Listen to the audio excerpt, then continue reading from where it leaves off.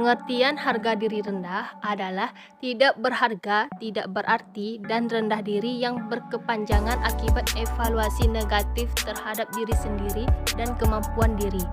Harga diri dapat terjadi secara situasional, trauma, atau kronis, yaitu kritik diri yang telah berlangsung lama, dapat diekspresikan secara langsung atau tidak langsung. Konsep terjadinya harga diri rendah berawal dari ketidakmampuan mengenal diri sendiri, kemudian muncul rasa kesalahan dalam menilai diri, kemudian adanya rasa ketidakpuasan dengan kondisi diri, selanjutnya ada tidak yakin dengan kemampuan diri sendiri, selanjutnya terjadi ketidakpercaya diri dan merasa rendah diri. Selanjutnya, etiologi atau penyebab harga diri rendah. Yang pertama ada faktor predisposisi. Ada beberapa faktor predisposisi yang menyebabkan harga diri rendah. Yang pertama yaitu 1. Perkembangan individu yang meliputi adanya penolakan dari orang tua sehingga anak merasa tidak dicintai, kemudian dampaknya anak gagal mencintai dirinya dan akan gagal pula untuk mencintai orang lain. Yang kedua, ideal diri. Individu selalu dituntut untuk berhasil, tidak mempunyai hak untuk gagal dan berbuat salah. Anak dapat menghakimi dirinya sendiri dan hilangnya rasa percaya diri. Yang kedua, ada faktor presipitasi. Faktor presipitasi atau stresor pencetus dari munculnya harga diri rendah mungkin ditimbulkan dari sumber internal dan eksternal, seperti gangguan fisik dan mental salah satu anggota keluarga sehingga keluarga merasa malu dan rendah diri. Adapun pengalaman traumatik berulang seperti penganiayaan seksual dan psikologis atau menyaksikan kejadian yang mengancam kehidupan, aniaya fisik, kecelakaan bencana alam, dan perampokan. Respon terhadap trauma pada umumnya akan mengubah arti trauma tersebut dan copingnya adalah represi dan denial. Selanjutnya ada tanda dan gejala harga diri rendah. Yang pertama yaitu mengkritik diri sendiri dan orang lain. Kedua, penurunan produktivitas. Ketiga, destruktif yang diarahkan pada orang lain. Keempat, gangguan dalam berhubungan. Kelima, rasa diri penting yang berlebihan. Keenam, perasaan tidak mampu dan rasa bersalah. Ketujuh, mudah tersinggung atau marah yang berlebihan. Kedelapan, perasaan negatif mengenai tubuhnya sendiri. Kesembilan, ketegangan peran yang dirasakan. Kesepuluh, pandangan hidup yang pesimis dan bertentangan. Selanjutnya, ke-11 yaitu keluhan fisik dan khawatir. Yang selanjutnya, ke-12, penolakan terhadap kemampuan personal. Ke-13, destruktif terhadap diri sendiri dan pengurangan diri. Selanjutnya, menarik diri secara sosial dan dari realitas dan adanya penyalahgunaan zat. Adapun proses terjadinya masalah, individu yang kurang mengerti akan arti dan tujuan hidup akan gagal menerima tanggung jawab untuk diri sendiri dan orang lain.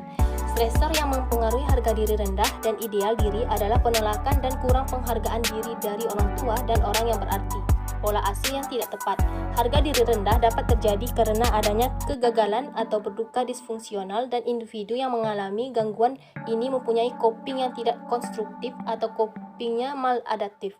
Resiko yang dapat terjadi pada individu dengan gangguan harga diri rendah adalah isolasi sosial, yaitu menarik diri karena adanya perasaan malu kalau kekurangannya diketahui oleh orang lain. Rentang respon harga diri rendah.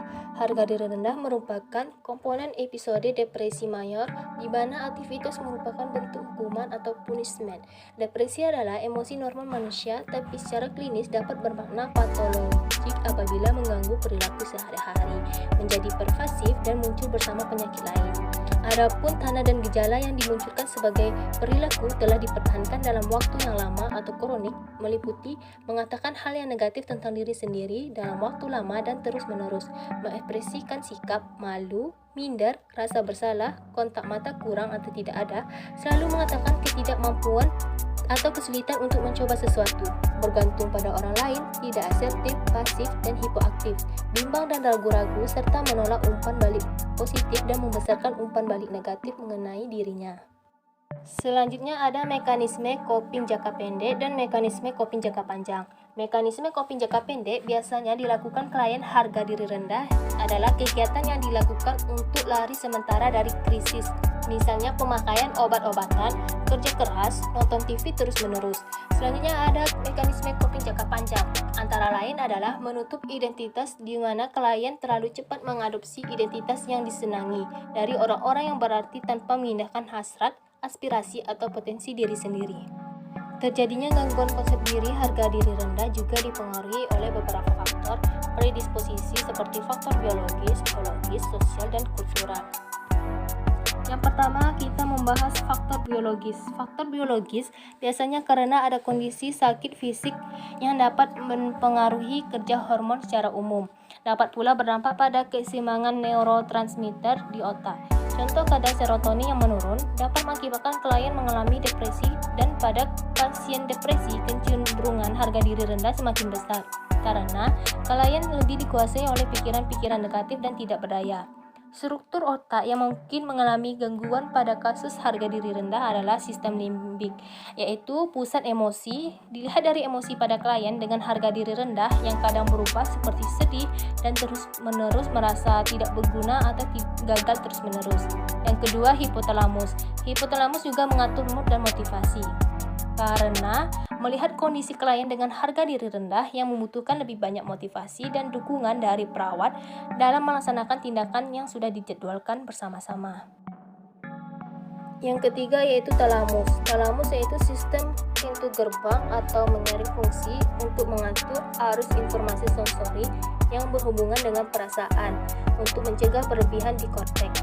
Kemungkinan pada klien dengan harga diri rendah, apabila ada kerusakan pada talamus, maka arus informasi sensori yang masuk tidak dapat dicegah atau dipilah, sehingga menjadi berlebihan yang mengakibatkan perasaan negatif yang ada selalu mendominasi pikiran dari klien. Yang keempat yaitu amigdala yang berfungsi untuk emosi. Nah, selanjutnya ada rentang respon konsep diri, dari respon adaptif ke respon maladaptif. Selanjutnya ada manifestasi klinis. Tanda dan gejala yang dapat dikaji, yang pertama yaitu perasaan dari diri sendiri, malu pada diri sendiri akibat penyakit dan akibat tindakan penyakit.